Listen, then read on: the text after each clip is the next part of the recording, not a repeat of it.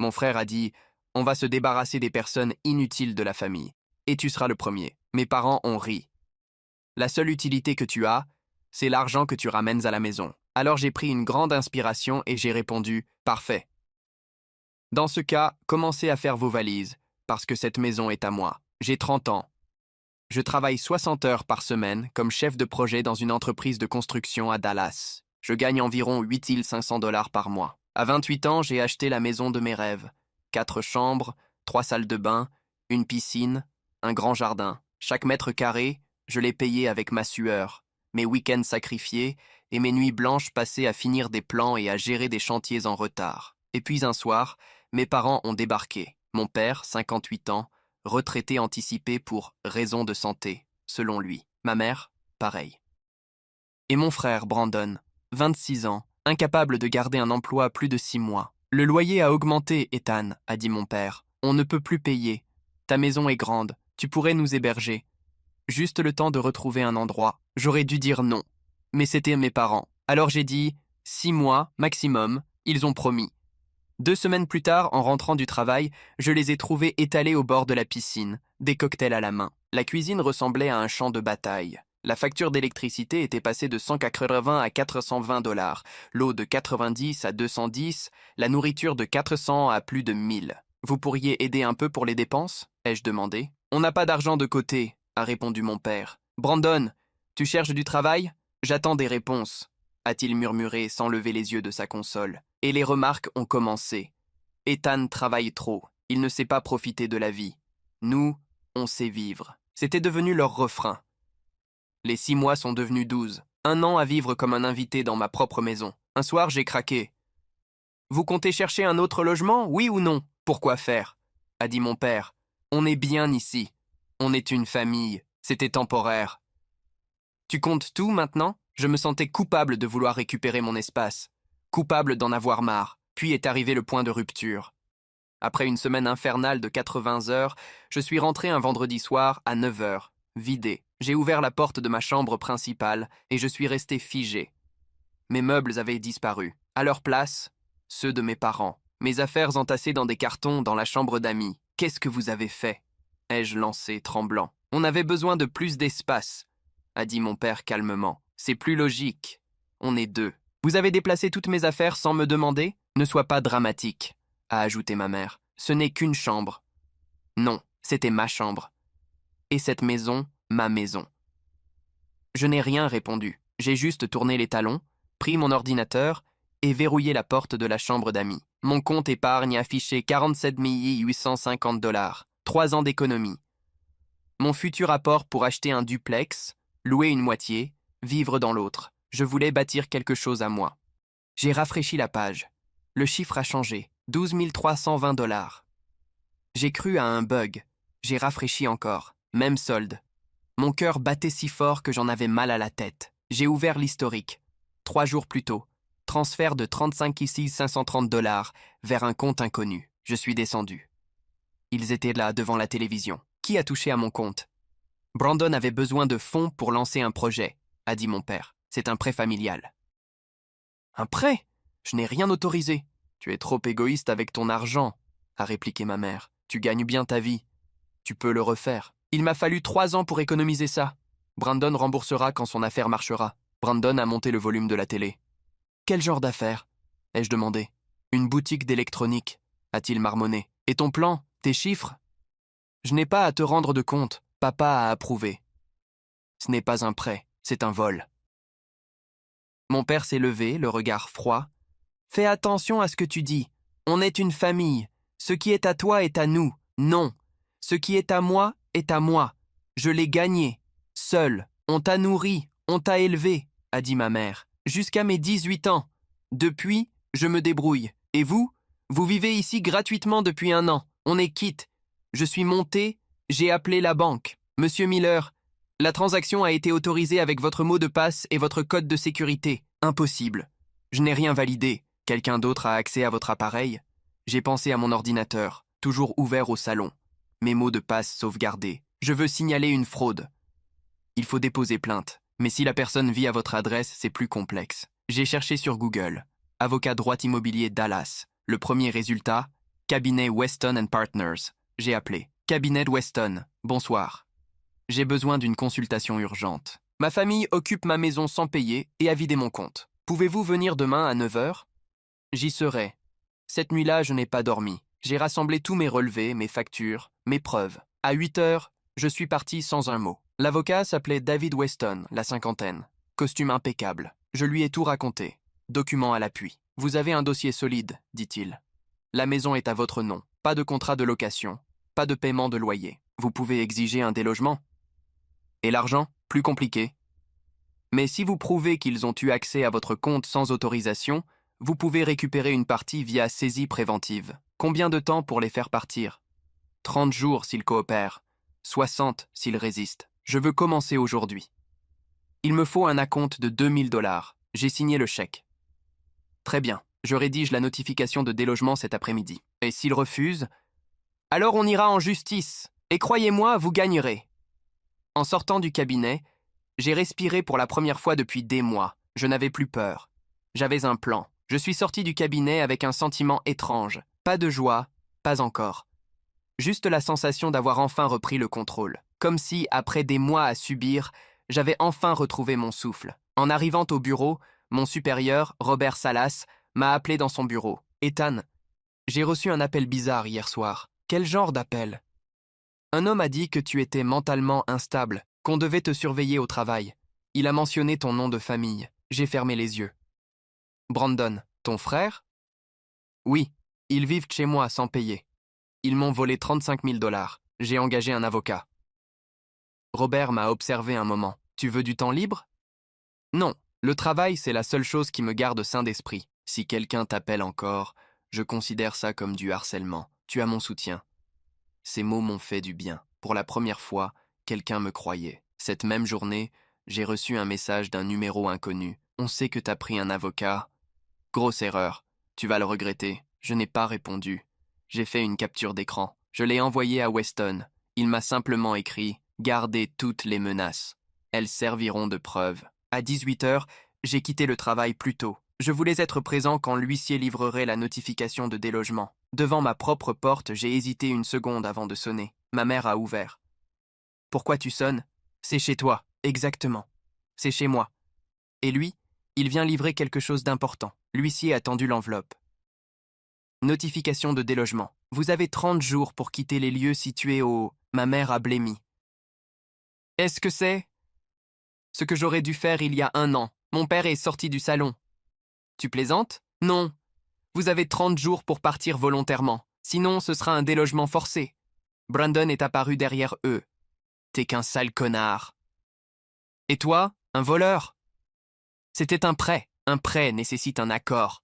Tu as commis une fraude. Brandon a avancé d'un pas, mais l'huissier s'est interposé. « Monsieur, si vous le touchez, j'appelle la police. » Brandon a reculé, furieux. Ma mère a fondu en larmes. « Comment peux-tu faire ça à ta famille? Parce que vous avez cessé d'agir comme tel. » Je suis parti sans me retourner. J'ai passé la nuit dans un hôtel à 10 minutes de mon bureau. Chambre simple, drap propre, silence total. Et pour la première fois depuis des mois, j'ai dormi d'un seul trait. Le lendemain matin, en prenant mon petit déjeuner, mon téléphone a sonné. Weston. Ils ont engagé un avocat et ils veulent négocier. Que propose-t-il? Payer 2800 $ de loyer par mois et rester 6 mois de plus. Refusé. Êtes-vous sûr? C'est une offre raisonnable, légalement parlant. J'ai passé 1 an à vivre comme un prisonnier dans ma propre maison. Je ne veux pas leur argent. Je veux qu'ils partent. Très bien. On poursuit la procédure. 2 jours plus tard, au gymnase près de mon bureau, j'ai rencontré Isabelle Carter. Elle courait sur le tapis à côté du mien. Concentrée, écouteurs aux oreilles, tablette à la main, elle a laissé tomber une feuille. Je l'ai ramassée, un tableau de chiffres. « Merci, dit-elle. Comptable? Ça se voit tant que ça? Un peu. Auditrice, pour être exact. Et toi? Ingénieur. Chef de projet, Ethan Miller. Je le vois, dit-elle en désignant mon badge d'entreprise que j'avais oublié d'enlever. C'était la première fois depuis longtemps que je riais. Elle s'appelait Isabelle Carter. Nous avons parlé 10 minutes, juste assez pour que le temps passe plus vite. Les jours suivants, nous nous sommes revus presque tous les soirs. Au début, quelques échanges banals, puis, peu à peu, des confidences. Un soir, elle m'a dit Ma famille aussi est compliquée. C'est pour ça que j'ai déménagé. Tu ne les vois plus? Pas depuis 3 ans. J'appelle ma mère de temps en temps, c'est tout. Tu ne te sens pas coupable? Au début, si. Puis j'ai compris que la culpabilité, c'est une arme. Une fois que tu le sais, elle perd son pouvoir. Ces mots m'ont marqué. Le soir même, j'ai dormi un peu mieux. Une semaine plus tard, après l'entraînement, elle m'a proposé un café. On a parlé de tout, ma maison, l'argent volé, la procédure. Elle m'a dit calmement, « Tu fais ce qu'il faut. Parfois, poser des limites, c'est la seule manière de sauver ce qui reste de soi. » Je lui ai demandé, « Et toi, tu as posé tes limites ?» Oui.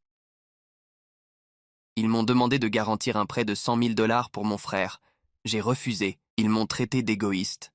Mais aujourd'hui, je dors tranquille. C'était la conversation la plus honnête que j'avais eue depuis longtemps. Avant de partir, elle m'a donné sa carte. Si tu veux que je t'aide à remettre tes finances en ordre, appelle-moi. Je fais des consultations privées. Combien ça coûte? Pour toi, rien. Tu me plais bien. Alors d'accord. Je ne savais pas encore que cette femme allait devenir le symbole de tout ce que j'avais toujours cherché. La paix, la clarté, la stabilité. Mais à ce moment-là, je ne pensais qu'à une chose, reprendre ma vie en main. Et cette fois, personne ne m'en empêcherait. Le 23e jour du délai de délogement, mon avocat m'a appelé. Weston à l'appareil. Votre famille a déposé un recours. Un recours? Sur quelle base? Ils prétendent que vous avez abandonné la maison, qu'ils l'ont entretenue et qu'ils ont donc des droits de possession. J'ai éclaté de rire, nerveusement. Ils n'ont jamais payé une seule facture. Justement, j'ai besoin de preuves, reçus d'électricité, d'eau, impôts, tout ce qui prouve que c'est vous qui assumez les dépenses. J'ai passé la nuit à tout rassembler. Factures, relevés, tickets d'entretien de piscine, courses, taxes foncières, tout à mon nom. Je les ai scannés et envoyés à Weston avant l'aube. Sa réponse est arrivée 2 heures plus tard. Parfait. Avec ça, on gagne. Le 30e jour, nous nous sommes rendus à la maison avec un officier judiciaire. J'avais le cœur lourd, mais décidé. Ma mère a ouvert la porte. Elle avait les yeux rougis. « S'il te plaît, Ethan, ne fais pas ça. Vous avez eu 30 jours. On n'a nulle part où aller. Ce n'est pas mon problème. » Mon père est arrivé derrière elle, pâle, fatigué. « Réfléchis à ce que tu fais. Ça va nous détruire. »« Vous m'avez détruit d'abord. » Brandon est descendu avec une valise à la main. « Je me casse, » dit-il. « De toute façon, cet endroit est pourri. »« Tu vas où ?» demanda ma mère, paniquée. « Un ami me loue une chambre. J'ai trouvé un boulot à mi-temps. » Il est parti sans un regard. L'officier a pris la parole. « Madame, monsieur, vous avez 2 heures pour récupérer vos effets essentiels. Le reste sera inventorié. »« 2 heures ?» cria ma mère. « On vit ici depuis 1 an. C'est la procédure standard. » Weston m'a fait un signe pour sortir dans le jardin. « Vous êtes sûr de vouloir aller jusqu'au bout? On peut encore suspendre? » « Non. J'en ai terminé. » 1 heure et demie plus tard, mes parents ont quitté la maison. 3 valises chacun. Mon père a dit, sans me regarder, « On va chez ton oncle Paul, temporairement. Il sait ce que vous avez fait? » On lui a dit que tu nous avais mis dehors sans raison. Et il vous a cru? Oui, l'officier m'a remis les nouvelles clés. La propriété est sous votre garde légale, monsieur Miller. Ils sont montés dans un taxi. Sans se retourner, j'ai fermé la porte derrière eux. Le silence m'a frappé de plein fouet. La maison était la même, mais elle semblait vide, purgée. Je me suis assis sur le sol du salon. Pour la première fois, j'étais chez moi. J'ai pris mon téléphone. J'ai appelé Isabelle. Ils sont partis. Et toi? Comment tu te sens? Je ne sais pas. Vide, soulagé, triste, tout en même temps. C'est normal. Tu viens de survivre à une guerre. Tu veux venir? Ai-je murmuré. Donne-moi 30 minutes. Elle est arrivée avec de la nourriture chinoise et 2 bières. On a mangé assis sur le sol, entre les cartons. Pas un meuble, pas un tableau, juste la paix. Et maintenant? A-t-elle demandé. Je reconstruis. Mon argent, ma maison, ma vie. C'est un bon plan. Cette nuit-là, elle est restée tard. On a parlé de tout. Nos familles, nos boulots, nos rêves. Avant de partir, elle m'a serré dans ses bras. Tu vas t'en sortir, Ethan. Je sais, et pour une fois, je le crois vraiment. Je me suis couché dans la chambre d'amis. La pièce sentait encore leur parfum, leur présence. Mais au matin, j'allais tout changer. Les draps, les rideaux, même l'air. Cette maison allait redevenir mienne. 3 jours plus tard, alors que je sortais d'une réunion, j'ai croisé mon oncle Paul à l'extérieur du bâtiment, sans prévenir. « On doit parler, dit-il. »« Je travaille. Tes parents dorment sur mon canapé. Ta mère pleure sans arrêt. Et ? Ce sont tes parents, Ethan. Ce sont deux adultes qui ont vécu chez moi gratuitement pendant 1 an et qui m'ont volé. Ils ont fait des erreurs, mais ils restent ta famille. Non, Paul. La famille, c'est le respect, pas la dette perpétuelle. Il a soupiré. Tu veux que je fasse quoi? Les laisser à la rue? Fais ce que tu veux. Ce n'est plus mon problème. Tu es devenu froid. Un non. Réaliste. Il est parti sans un mot. Ce même soir, Weston m'a rappelé. Bonne nouvelle. Le juge a validé la saisie préventive. Combien? On a récupéré 12 000 $ sur le compte de votre père, 6 000 sur un compte joint, 18 000 sur 35 000. Oui. Le reste a été dépensé. Brandon a tout brûlé. J'ai senti un mélange étrange de satisfaction et d'amertume. La moitié retrouvée, la moitié perdue. Mais au fond, ce n'était plus l'argent qui comptait. C'était la sensation d'avoir fermé une porte. Quelques jours plus tard, Robert m'a convoqué à nouveau. J'ai une proposition pour toi, Ethan. Je t'écoute. La société ouvre une succursale à Austin. Je veux que tu la diriges. Augmentation de 35%, voiture de fonction, bonus annuel. Quand est-ce que je commence? Tu veux pas réfléchir? Non. Je suis prêt. Je suis sorti de son bureau avec un sourire que je n'avais pas eu depuis longtemps. J'ai immédiatement appelé Isabelle. On dîne ce soir? Bien sûr. Une bonne nouvelle? Oui. Je te raconte en face. Ce soir-là, dans un restaurant italien, je lui ai parlé du poste, de la nouvelle ville. Elle a levé son verre. Félicitations, Ethan, tu le mérites. Viens avec moi. Elle a posé sa fourchette, surprise. Quoi? À Austin, je veux que tu viennes. On se connaît depuis 1 mois à peine, peut-être. Mais tu me rends calme, et je n'ai pas ressenti ça depuis des années. Elle a bu une gorgée de vin, pensive. C'est réel? Ou tu fuis juste ton passé? Les deux, mais surtout le premier. Elle a souri. Laisse-moi y penser. 3 jours plus tard, elle m'a envoyé un message. J'ai reçu une offre d'emploi à Austin. Senior Auditor. Je commence dans 2 mois. Ce n'est pas pour toi, mais c'est une bonne coïncidence. Je n'ai rien répondu. Juste un cœur. Elle a répondu. Pas de trucs mignons. On est des pros. J'ai ri. Seul, dans mon bureau. Pour la première fois, la vie reprenait un sens. Pas parfait, mais à moi. Le jour de mon déménagement est arrivé plus vite que je ne le croyais. J'avais tout vendu ou donné, sauf l'essentiel. Mes meubles préférés, mes outils de travail, quelques souvenirs. Le camion de déménagement est parti à 6 heures du matin. Moi, 2 heures plus tard. Pas d'au revoir, pas de message. J'ai simplement quitté Dallas, direction Austin, sans me retourner. À mi-chemin, je me suis arrêté sur une aire d'autoroute. Le soleil se levait, rouge, sur les collines. J'ai sorti mon téléphone. Et j'ai bloqué les numéros de mes parents, de Brandon, de mon oncle, tous. Puis je l'ai glissé dans la boîte à gants et j'ai repris la route. 5 heures plus tard, j'étais devant mon nouvel appartement, quartier de Hyde Park, 2 chambres, balcon donnant sur la ville. L'équipe de déménagement déchargeait déjà. 2 heures plus tard, Isabelle est arrivée avec un sac de tacos et 2 cafés glacés. « Bienvenue dans ta nouvelle vie !» dit-elle. « Merci d'en faire partie. »« Où pourrais-je être d'autre? On a mangé assis par terre, au milieu des cartons. » Le sol sentait encore le bois neuf. C'était modeste, mais à moi, sans fantôme. « Tu les as prévenus que tu partais ?» demanda-t-elle. « Non, ils le découvriront bien assez tôt. Tu ne te sens pas mal ?»« Pas du tout. » Elle a souri. « Bien. Cette nuit-là, j'ai dormi sur un matelas posé au sol, sans drap, sans oreiller. Mais j'ai dormi profondément. Parce que, pour la première fois depuis des années, je savais que personne ne pouvait frapper à ma porte pour me demander quelque chose. Les semaines suivantes, tout s'est enchaîné. Nouveau poste, nouvelle équipe, nouveau projet. Je travaillais 14 heures par jour, mais je me sentais vivant. Isabelle et moi nous voyions presque tous les soirs. Elle m'aidait à gérer mes finances, à planifier mes investissements. Sa rigueur me calmait. Un samedi matin, quelqu'un a frappé à ma porte. J'ai ouvert, surpris. Mon oncle Paul. Je n'avais aucune idée de comment il m'avait retrouvé. Comment m'as-tu trouvé? J'ai appelé ton entreprise. J'ai dit que c'était une urgence familiale. Il n'y a pas d'urgence. Et il n'y a plus de famille. Isabelle est sortie de la cuisine. Je dérange? Demanda-t-elle. Non, reste. Je me suis tourné vers lui. Qu'est-ce que tu veux, Paul? Tes parents vivent toujours chez moi, 3 mois maintenant. Ils n'ont plus rien. Ta mère pleure sans arrêt. Et je ne peux pas continuer à les héberger. J'ai ma propre famille. Alors dis-leur de travailler.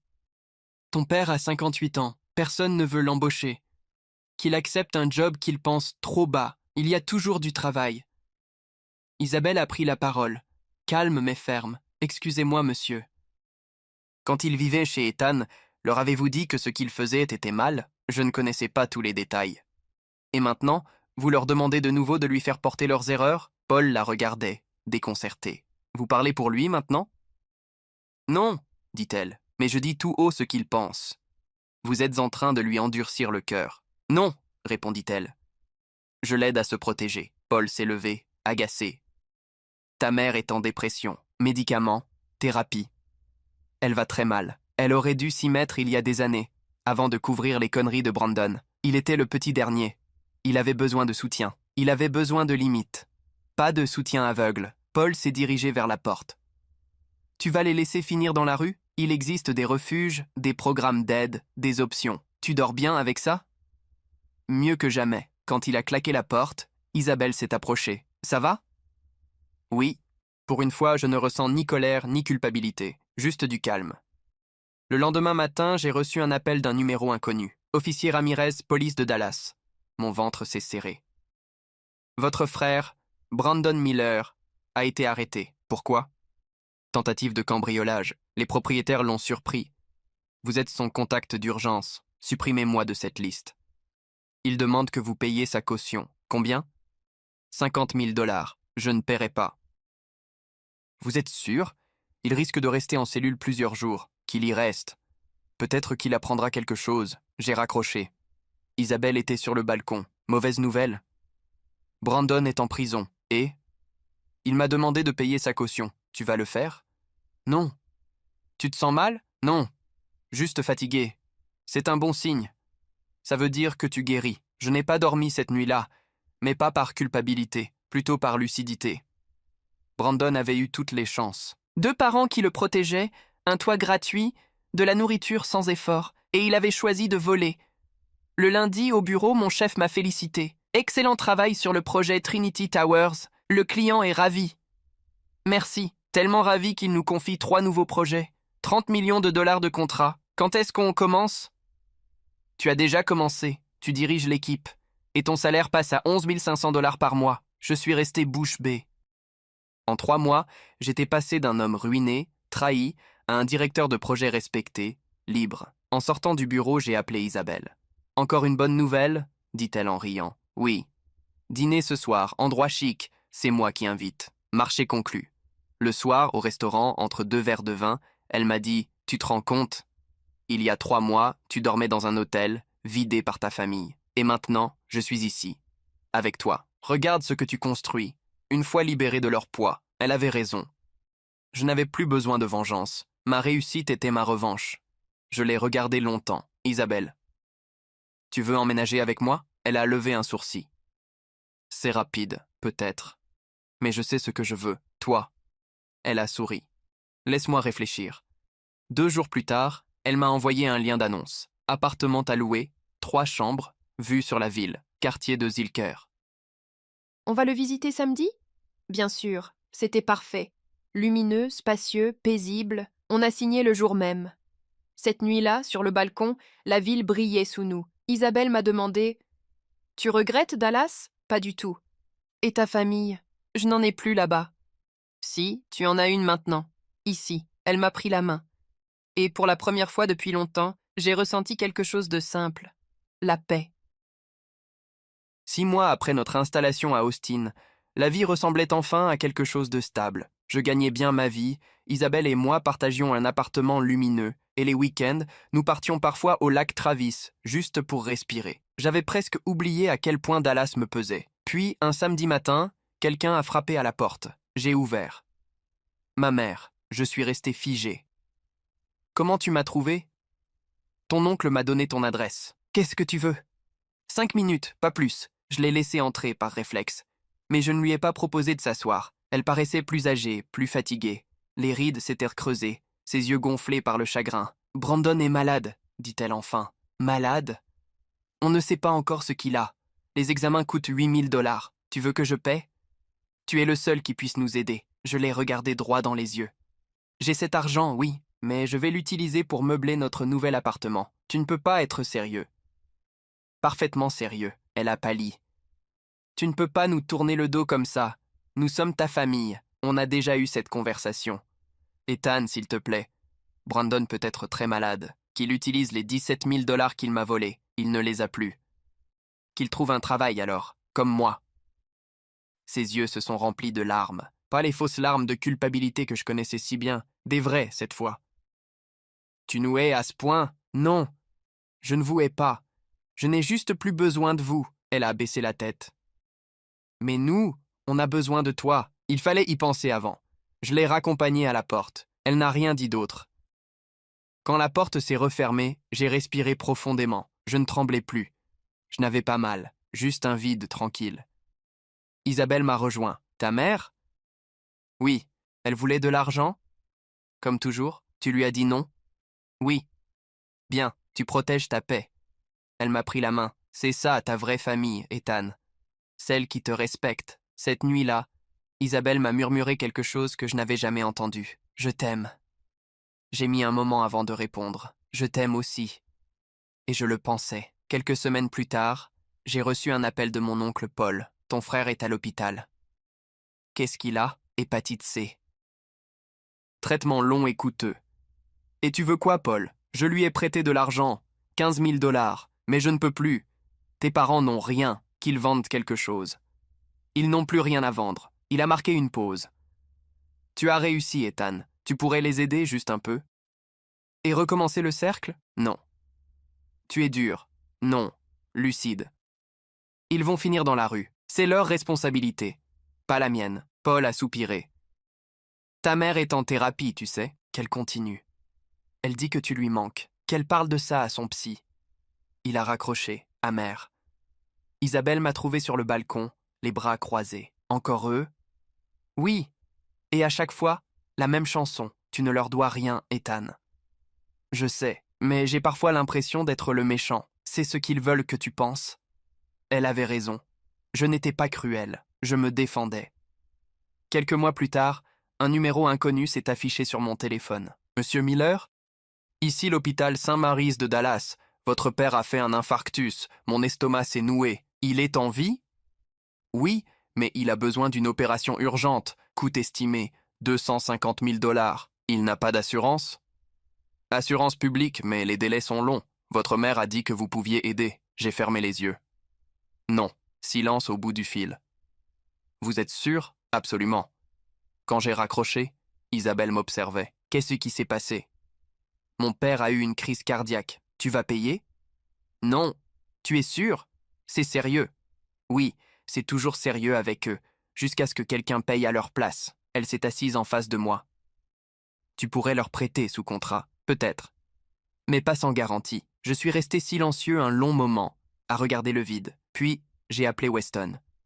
Je veux établir un contrat de prêt à intérêt, 10% sur 2 ans. Montant? 1500 dollars, pas un de plus. Et s'il refuse? Alors pas de prêt. 2 heures plus tard, le contrat était prêt. Je l'ai envoyé à Paul. C'est à signer par mon père. Sinon, pas d'argent. 30 minutes après, Paul m'a rappelé. Ton père refuse. Il dit qu'il préfère mourir que te devoir quoi que ce soit, alors qu'il assume. 4 heures plus tard, ma mère m'a appelé, en pleurs. Ton père a signé. Très bien, je ferai le virement demain. Mais rappelle-toi, ce n'est pas un cadeau, c'est un prêt, avec intérêt, et ça ne change rien entre nous. Je comprends. Merci, Ethan. J'ai raccroché. Isabelle m'a serré la main. Tu viens d'agir comme un adulte, pas comme un fils. C'est ce que je voulais être depuis longtemps. L'opération s'est bien passée. 3 jours plus tard, ma mère m'a envoyé une photo de mon père dans son lit d'hôpital. Je n'ai pas répondu. Mais j'ai regardé la photo longtemps. Le premier paiement est arrivé 1 mois après. 1300 dollars comme prévu. Puis le deuxième. Puis le troisième, avec 200 dollars de plus. Petit bonus pour te remercier, disait le message. J'ai souri, malgré moi. Isabelle m'a rejoint sur le canapé. Tu vois, tu peux poser des limites sans être cruel, peut-être. Mais j'ai encore du mal à y croire. Tu finiras par y arriver. Elle avait raison. Je n'étais plus l'homme qui tremblait devant la culpabilité. Je devenais celui qui choisissait ce qu'il tolérait. Et pour la première fois, je me suis senti libre, vraiment libre. Les mois ont passé, rythmés par les virements mensuels de ma mère, toujours ponctuels, toujours accompagnés d'un message simple, rien de sentimental. Juste une preuve qu'il respectait enfin une limite. Et, quelque part, Ça suffisait. 3 mois plus tard, Isabelle et moi nous sommes fiancés. Pas de grands discours, pas de genoux à terre. Juste un dîner tranquille, une bague simple et 2 personnes qui savaient ce qu'elles voulaient. Tu comptes les prévenir ? M'a-t-elle demandé. Je ne sais pas. Et les invités ? Peut-être ma mère, pas mon père. Elle a haussé les épaules. Tu décideras quand tu seras prêt. Le 12e paiement est arrivé accompagné d'un message différent. Ton père dit merci pour le prêt. Il sait qu'il ne mérite pas ton aide, mais il voulait te dire qu'il est fier de l'homme que tu es devenu. Pas grâce à lui, mais malgré lui. J'ai lu ces mots plusieurs fois. Je n'ai pas répondu, mais je les ai gardés. C'était peut-être la première fois que mon père reconnaissait quelque chose. Tu vas lui répondre ? Demanda Isabelle en lisant par-dessus mon épaule. Non, pas encore. Tu veux que je te dise ce que je vois ? Vas-y. Un homme qui avance, pas qui fuit. Elle m'a embrassé sur le front. Et, pour la première fois, j'ai senti que j'étais prêt à tourner la page. 1 an après notre arrivée à Austin, ma vie était méconnaissable. J'étais devenu directeur régional, 10 employés sous ma responsabilité. Je gagnais 13 000 $ par mois. Et Isabelle et moi venions d'acheter un appartement à notre nom, à Westlake Hills. 2 chambres, balcon, vue sur la ville. Ma mère m'appelait 1 fois par mois. Toujours la même routine. 15 minutes, pas plus. Elle me racontait son travail à mi-temps dans un café. Je parlais vaguement de mes projets. On restait en surface, et c'était bien ainsi. Puis un jeudi, elle a appelé en dehors des horaires habituels. « Ethan, ton père a refait un infarctus. Il est vivant ? » ?»« Oui, mais il a besoin d'un pontage.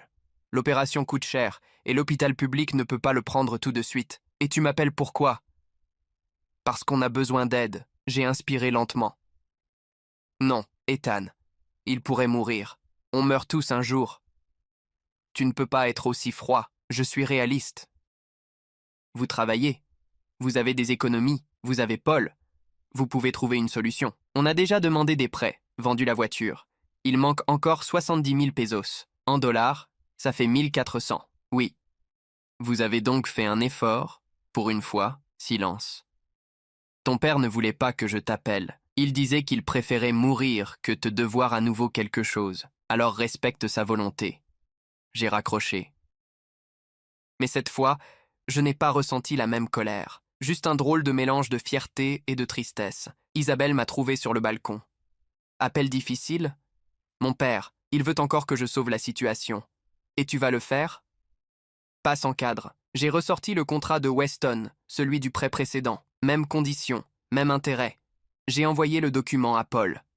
Il signe, ou rien. 1 heure plus tard, ma mère m'a rappelé. Il a signé. Parfait.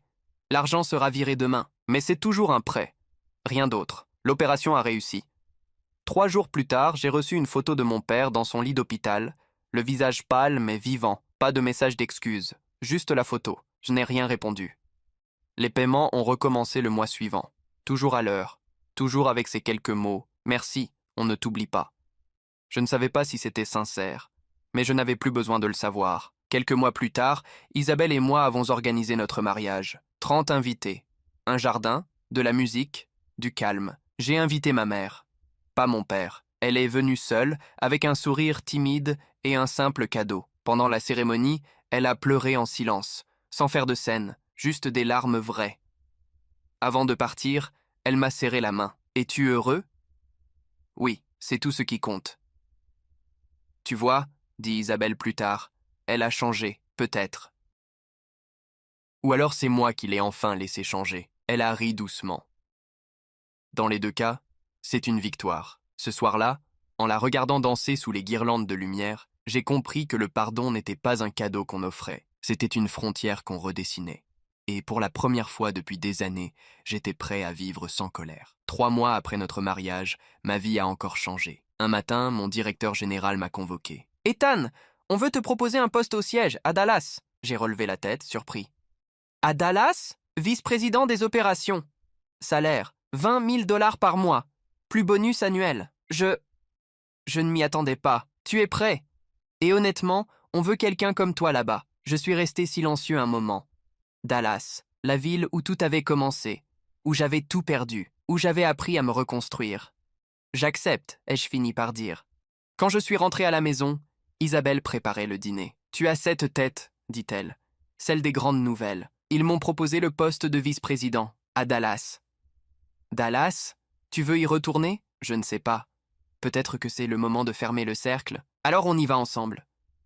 Nous avons emménagé 4 mois plus tard. Une maison à Highland Park, 3 chambres, jardin, garage double. La maison que j'avais achetée des années auparavant avait été vendue. J'en avais tiré 200 000 $ de plus que son prix d'achat. Cette nouvelle maison représentait tout ce que je n'avais pas eu avant, la sérénité. Le premier jour après notre installation, ma mère a demandé à me voir. Isabelle a levé les yeux vers moi.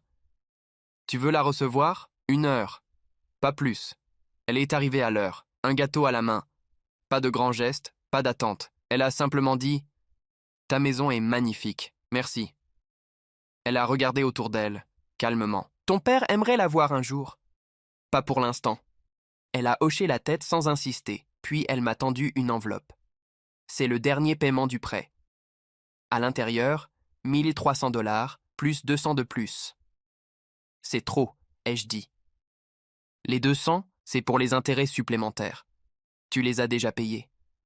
Oui, mais on voulait ajouter un peu plus. Pour te dire merci, je n'ai rien trouvé à répondre. Elle a souri, doucement. Tu es têtu. J'ai appris des meilleurs. Elle a ri.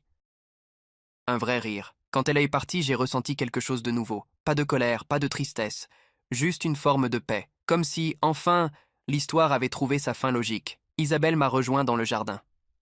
Comment tu te sens? Étrangement. Bien. Tu vois? Tu n'as pas eu besoin de tout pardonner. Tu as juste mis des limites.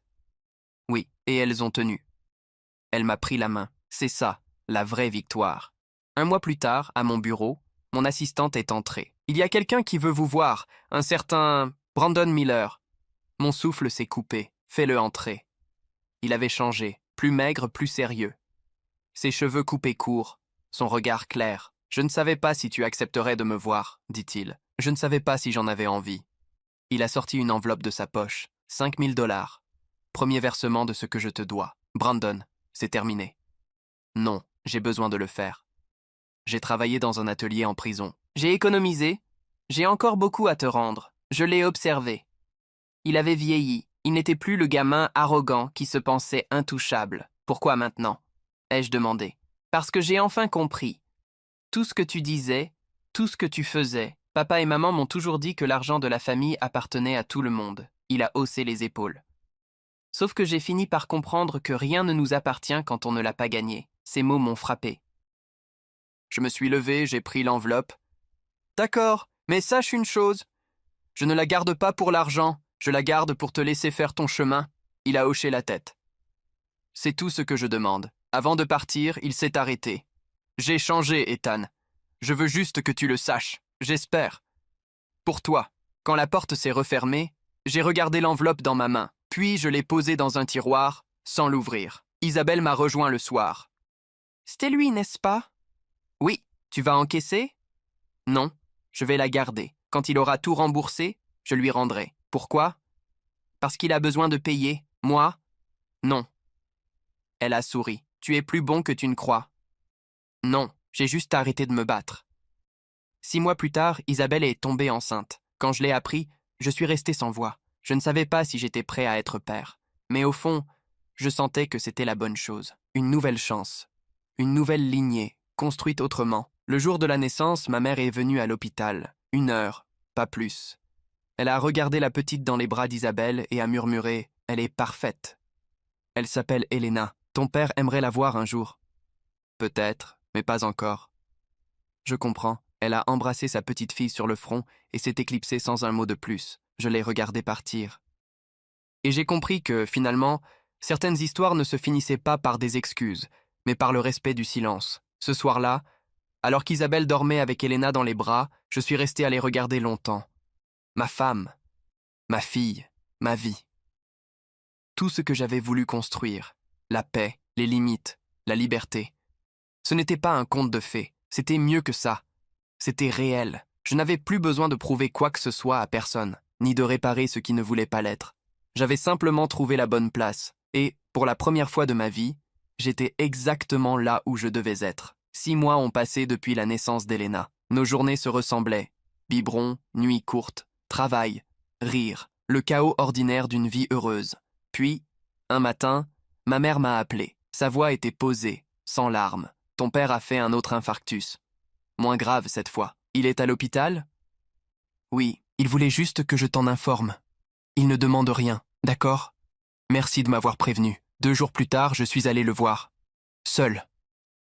Isabelle gardait Elena à la maison. L'hôpital sentait le désinfectant et le silence. Quand je suis entré dans la chambre, mon père était éveillé, affaibli, amaigri, mais lucide. Il m'a regardé, surpris.